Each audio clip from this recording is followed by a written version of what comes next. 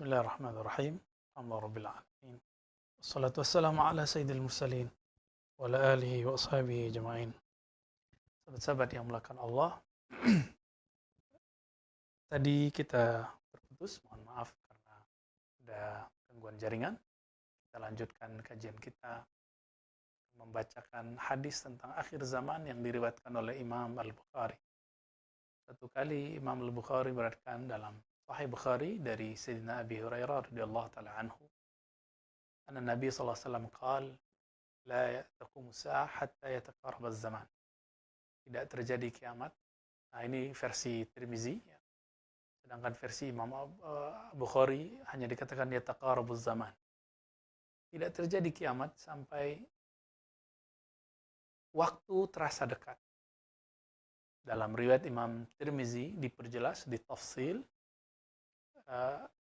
as-sanah kasyahr, asy-syahru kal-usbu' wal-usbu' kal-yawm. Setahun terasa sebulan, sebulan terasa seminggu, seminggu terasa sehari, bahkan sehari terasa seperti percikan api. Begitu ditafsil, dirinci oleh murid Imam Bukhari, yaitu Imamuna At-Tirmizi. Di riwayat Imam Bukhari ini cuma disebutkan yataqarabuz zaman. Dan betul teman-teman, bagi yang pernah hidup di zaman manual, di zaman dulu belum ada listrik, belum ada handphone, sekarang belum ada gadget seperti ini, belum ada TV, belum ada YouTube, belum ada FB, belum ada IG. Orang-orang menjalani hidup itu terasa lama. Belum ada alat transportasi seperti secanggih hari ini. Orang kalau mau pergi haji itu bisa 6 bulan naik kapal. Ada yang sudah meninggal di tengah jalan, ada yang pulang cuma namanya, ada yang sampai tidak pulang-pulang lagi. Begitulah, terasa lama. Tapi hari ini, kalaupun haji ada 40 hari. Dulu Pak Haji pulang-pulang menjadi alim, mengerti bahasa Arab, mengerti tafsir, mengerti hadis, punya sanad keilmuan. Tentu berbeda ketika hajinya instan, tidak seperti ulama-ulama terdahulu. Waktu cepat sekali berkembang, berjalan. Tahu-tahu kita sudah beruban, tahu-tahu kita sudah menikah, sudah punya anak. Maka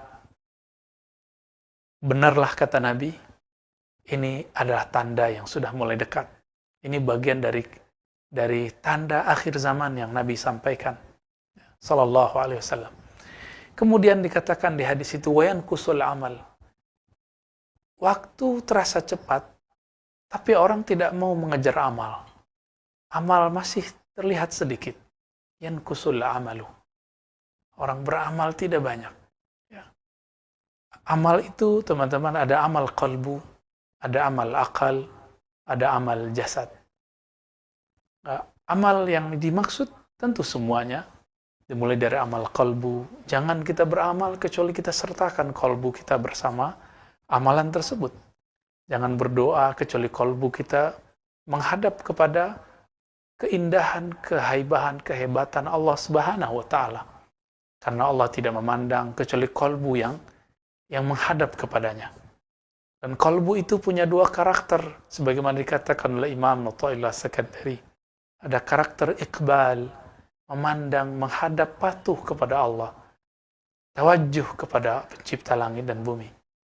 Ada yang membangkang, menghindar, disebut idbar. Idbar artinya dia membelakangi, membangkang daripada Allah Subhanahu wa taala.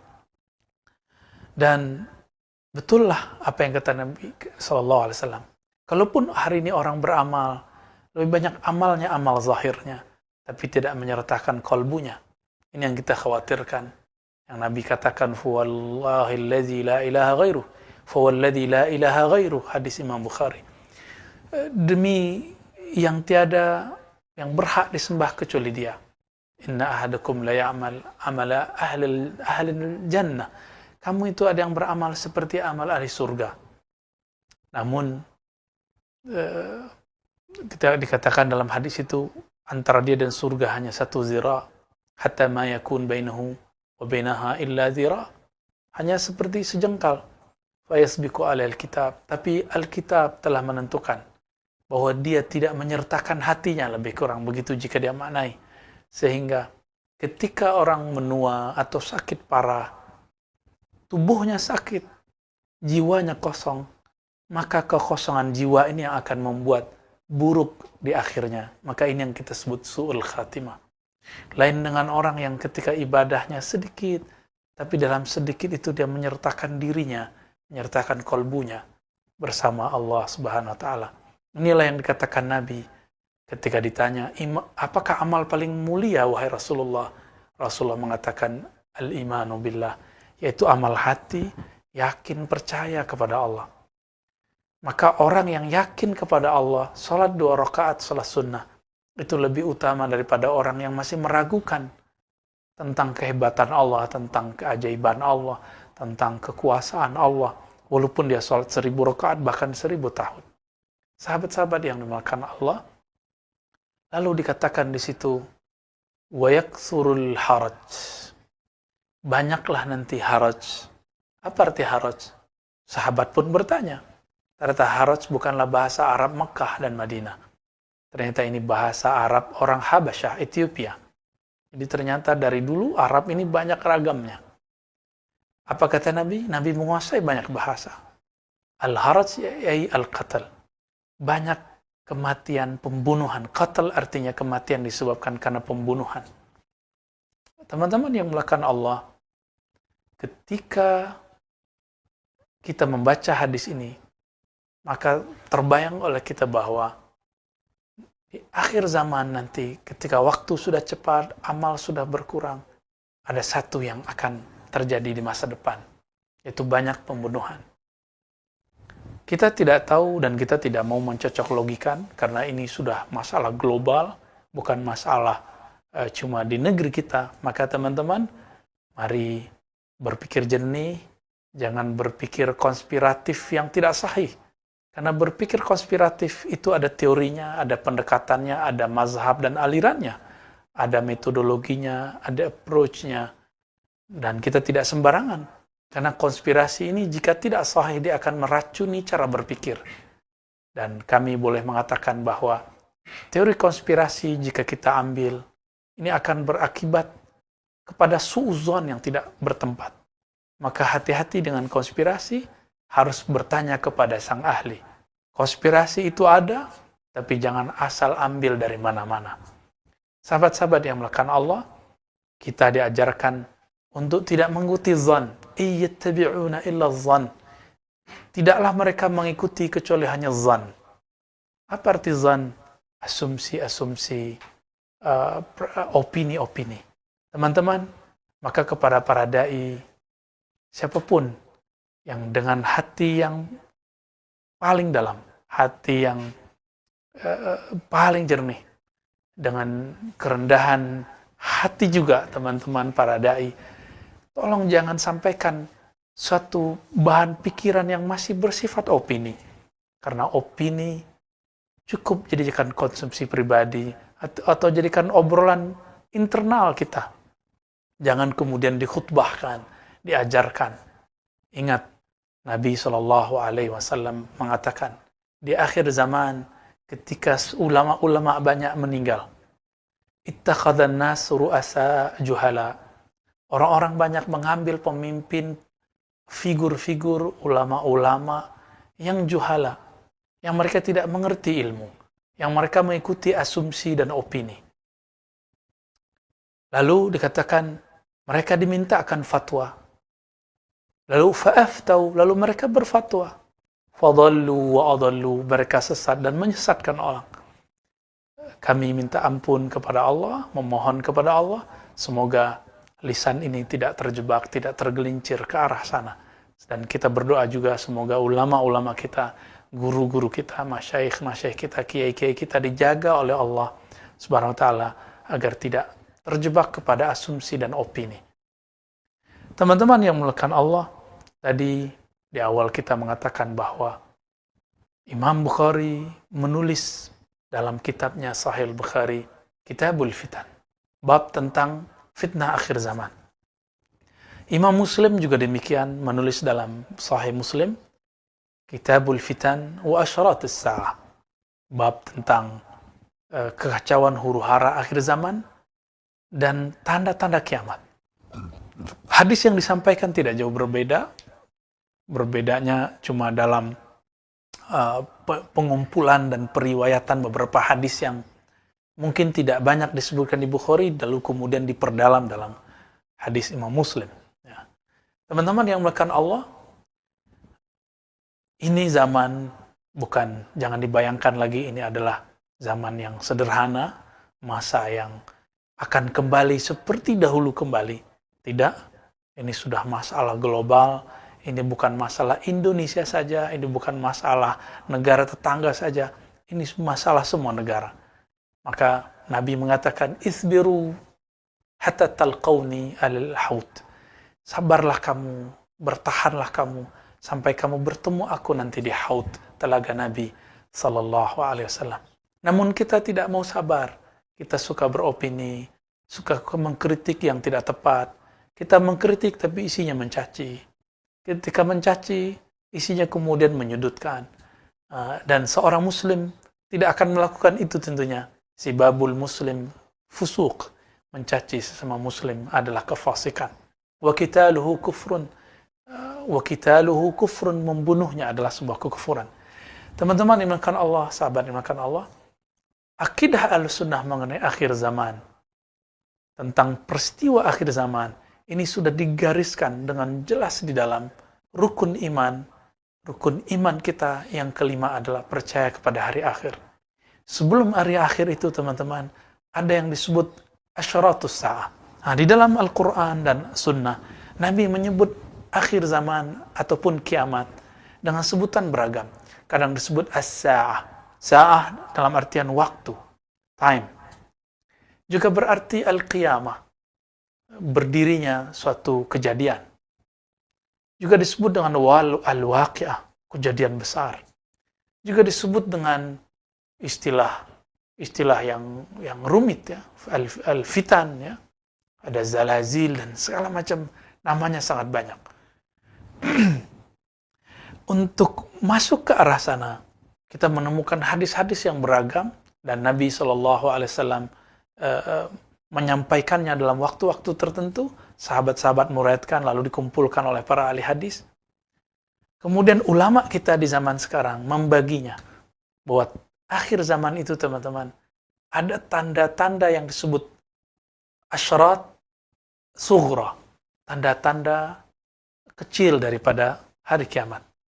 Dan yang kedua, ada tanda yang wusta, kejadiannya di pertengahan. Setelah melewati masa yang kecil-kecil, tanda yang kecil-kecil. Tanda kecil ini ditandai dengan diutusnya baginda Nabi, wafatnya beliau, terjadinya pembunuhan terhadap ahlu bait beliau, terjadinya huru-hara di berbagai negeri di tanah Arab, dan segala macam. Nanti ada lagi setelah itu wusta. Setelah wusta baru kubra. Nah, wusta berarti pertengahan, kubra berarti tanda-tanda besar yang kemudian disebutkan dalam hadis Muslim. Ada 10 tanda besar sebelum kiamat terjadi. Lalu kita sekarang berada di mana, teman-teman? Ini bukan untuk menakuti, tapi untuk basyiran wa nadhira. Sekarang kita tugasnya adalah nazir.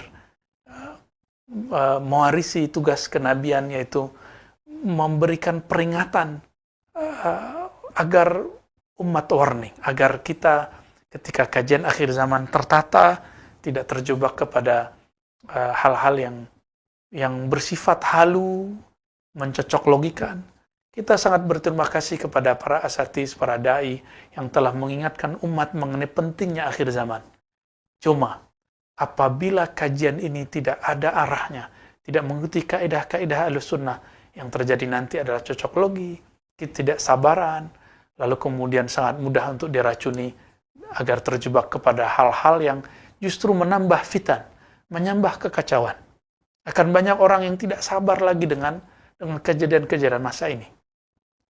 Teman-teman yang mulakan Allah, sahabat-sahabat dimanapun berada, Nabi SAW menyebutkan banyak sekali. Dan ternyata kita berada di akhir bagian pertengahan.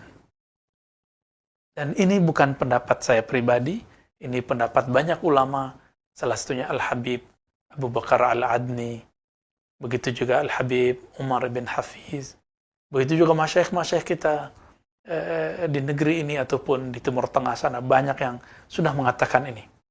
Syekh Al-Adni, Al-Habib Al-Adni terkenal dengan fikih yang disebut fikih tahawulat. Nah, beliau pun mengungkapkan hal yang sama. Apa tandanya? Tandanya adalah ada kejadian yang sifatnya global dan itu menggoncangkan dunia. Yang di dalam hadis diabadikan dengan sebutan jawra. Teman-teman, akhir daripada tanda-tanda yang pertengahan ini adalah awal dari kemunculnya fitnatud dajjal dan juga awal dari kemunculan dari hadiyul mahdi, hidayahnya mahdi. Maka kita tidak akan putus asa juga, kita ada harapan. Maka ketika ini terjadi, ini ada harapan. Apa kata Nabi SAW? Allah akan mengutus Al-Imam Al-Mahdi yang akan membawa keadilan setelah muliat al-ardu jawra, setelah bumi dipenuhi dengan kezaliman-kezaliman. Jawra itu lebih daripada zulma.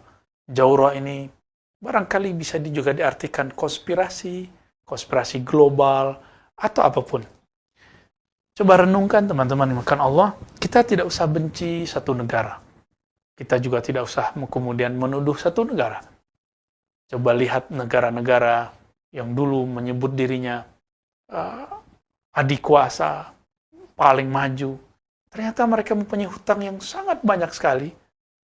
Dan mereka negara-negara termaju di dunia adalah negara paling banyak hutangnya di dunia. Meskipun mereka menghutangi negara-negara berkembang seperti kita. Tapi pertanyaannya, jika negara seperti Amerika, seperti China, seperti Inggris, seperti negara-negara yang lain, Jerman, Prancis, berhutang. Lalu, siapa yang menghutanginya? Siapa sumber semua ini? Ini pertanyaan besar kita. Berarti memang ada di luar gerakan negara-negara bagian yang kemudian mereka campur tangan di situ. Namun, lagi-lagi, karena teori konspirasi ini banyak zon dan wahamnya, banyak asumsinya, kita menghindari itu. Kita jalani aja, dan kita harus menemukan hadiyul mahdi. Jejak-jejak, tanda-tanda kemunculan hidayah nur Imam akhir zaman, Al-Imam Al-Mahdi. Yang di dalam hadis Nabi, terutama Imam Abu Daud meriwayatkannya sampai 9 riwayat, dan hadisnya dapat dikatakan saling menguatkan satu sama lainnya. Teman-teman yang melekat Allah, apabila ini adalah masa jawra, apa arti jawr?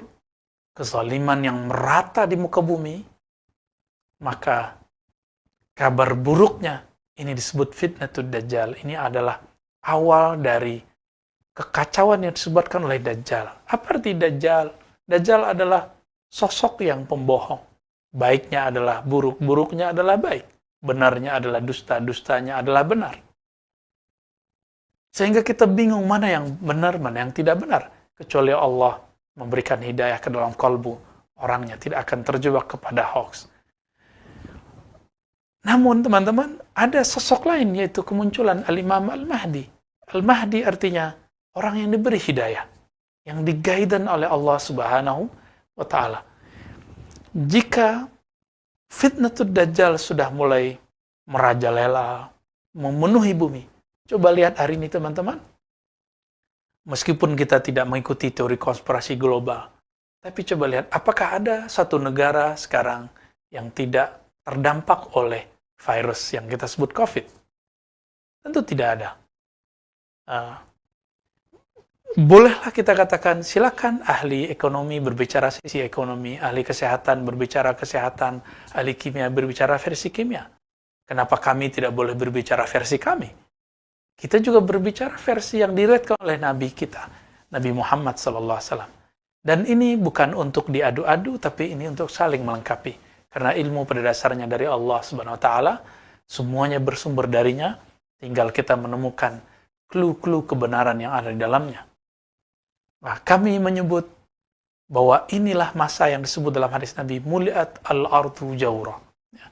Ketika bumi, dunia ini diliputi oleh jaur, ya, kezaliman global, ya, kezaliman yang di sana ada ketidakpastian.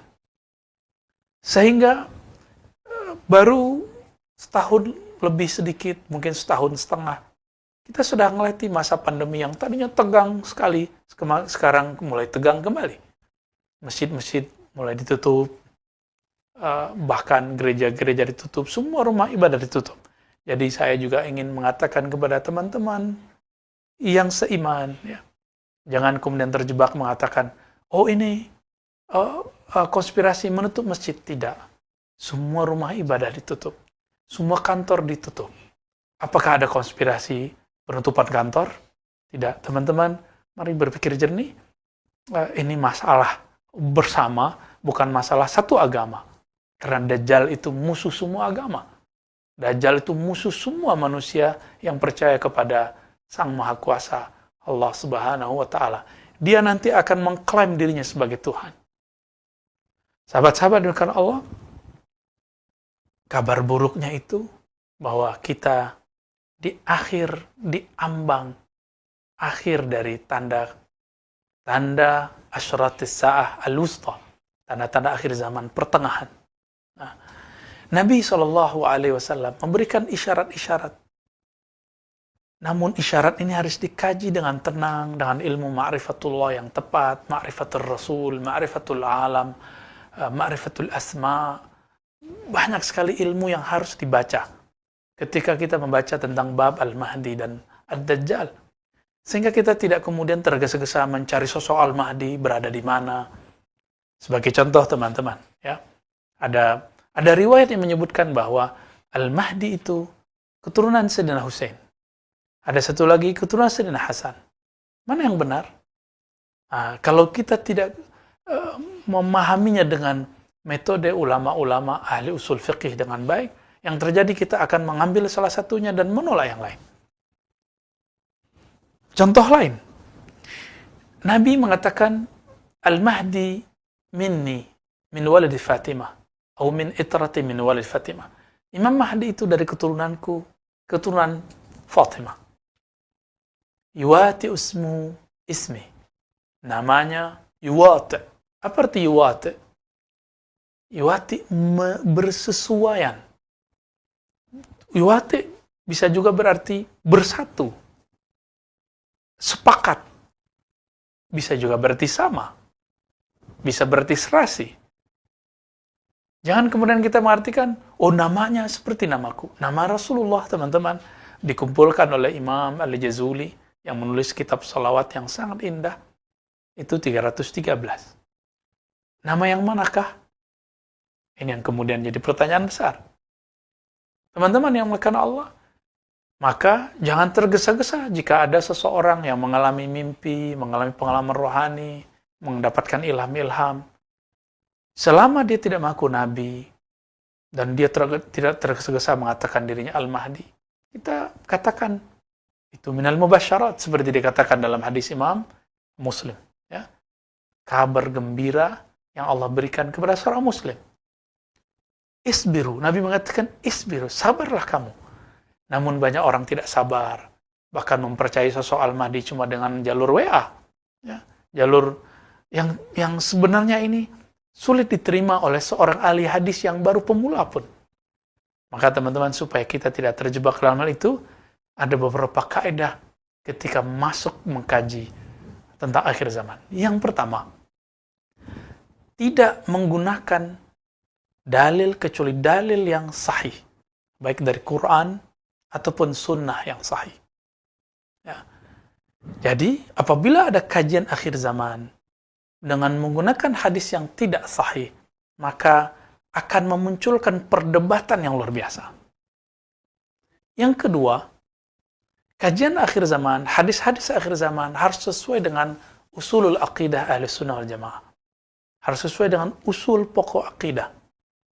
Kaidah-kaidah ini sudah diwariskan ulama kita turun-temurun dari zaman ke zaman, dijaga dengan sanad yang sahih.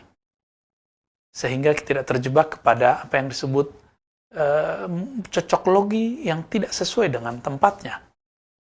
Nah, maka kita harus menghindarkan cocok logi. Nah, dan yang ketiga, teman-teman, as-sabru fil bahthi. Sabar dalam membahasnya. Jangan kemudian terburu-buru untuk mengklaim, untuk menyebutkan, untuk memahami, apalagi menyimpulkan. Apalagi kemudian mengklaim inilah yang paling benar. Bukankah kita sudah trauma di tahun lalu ketika ada satu hadis yang sangat dhaif jiddan, dhaif yang lemah sekali mengenai penentuan dukhan. Dukhan itu berarti asap atau kabut yang merata di bumi di pertengahan Ramadan. Teman-teman coba lihat, apakah terjadi? Sudah 2 Ramadan tidak terjadi. Kenapa? Karena seandainya pun kita menggunakan riwayat itu, riwayat Al-Imam Al-Hafiz Abu Syekh, itu pun syaratnya belum cukup. Kalau kita mau menggunakan riwayat tadi. Tapi masalahnya riwayat tadi bermasalah. Hadis dukhan ada. Bahkan ayatnya ada, tapi dukhan dalam Al-Quran berkaitan dengan kiamat. Kiamat yang besar itu. Adapun dukhan yang akan terjadi di akhir zaman, kita tidak tahu kapan terjadinya. Ini mirip-mirip dengan ilmu intelijen. Ini pasti terjadi, tapi kapan terjadinya, itu yang tidak tahu. Maka, jangan terburu-buru, jangan menakut-nakuti umat, jangan beropini sebelum itu jelas ilmunya secara qat'i. Jangan kemudian kita termasuk kepada yang dikatakan dalam hadis Nabi, fa'aftau fadallu wa adallu. Lalu mereka berfatwa, berpetua, berceramah, lalu mereka sesat, keliru, dan menyesatkan, membuatkan semua orang keliru. Kita sudah lihat betapa paniknya banyak orang di tahun yang lalu. Kita mau ulang kembali? Tentu tidak. Maka tips tadi teman-teman, dalilnya halus sahih, kemudian tidak melakukan cocok logi, ya, tapi harus sesuai dengan kaidah-kaidah usulul aqidah, usulul hadis, usulul fiqh. Dan yang ketiga, as-sabru fil bahthi. Sabar dalam membahasnya. Inilah yang dilakukan dengan baik apik oleh Syekh Al-Habib Abu Bakar Al-Adni. Kita bisa meniru dan mengambil ibrah dari apa yang beliau katakan. Teman-teman yang dimuliakan Allah, insya Allah ke depan kita akan membahas di waktu yang tentunya lebih luas tentang sosok yang disebut dengan Dajjal, Mahdi, sejarah apakah yang terjadi pada Dajjal, lalu sebelum Dajjal keluar apa yang terjadi, fitnatul Dajjal, apakah pandemi bagian dari itu, kita juga sudah memulainya sedikit dan kita akan perluas di sana. Kemudian Al-Mahdi, siapa sosoknya, apa yang dimaksud nama dalam hadis itu, namanya sama dengan namaku, begitu kata baginda Nabi. Apa arti nama di situ? Karena nama dalam bahasa Arab lebih luas maknanya daripada nama dalam bahasa Indonesia. Nanti kita akan membahas juga mengenai siapakah tentara Dajjal, siapakah pengikut Dajjal. Karena Nabi mengatakan, jika kamu mendengar Dajjal, maka larilah ke gunung-gunung. Karena tidak semua orang selamat ketika ketemu Dajjal. Siapapun yang merasa dirinya beriman, bahkan sekelas kiai sekalipun, jika bertemu Dajjal, orang sakti sekalipun, orang mandraguna, orang punya keramat sekalipun, jika ketemu dengan Dajjal, dia akan tunduk. Maka kita harus mengenal siapakah yang disebut nanti atba'ud Dajjal, pengikut-pengikut Dajjal, junud Dajjal, juyusud Dajjal, orang yang akan berjuang bersama Dajjal. Lalu ada hadis, siapakah yang menjadi tentara Al-Imam Al-Mahdi? Dengan harapan kita mengetahui ini, kita mengetahui ke arah mana kita bergerak. Hadis mana yang kita ambil. Maka teman-teman yang dimuliakan Allah, nanti kita akan urai itu satu persatu. Insya Allah, kita minta kepada Allah SWT, ayyasir lana al-umur kullaha. Semoga Allah memudahkan niat-niat kita tersebut, dan kita terhindar daripada zallat, waddalal, ya. Terhindar daripada ketergelinciran, terhindar daripada kesesatan. Nasallallahu al-afwa wal afiyah lana wa liwalidina wa limasyayikhina wa lisairil muslimin walhamdulillahi rabbil alamin. Assalamualaikum warahmatullahi wabarakatuh.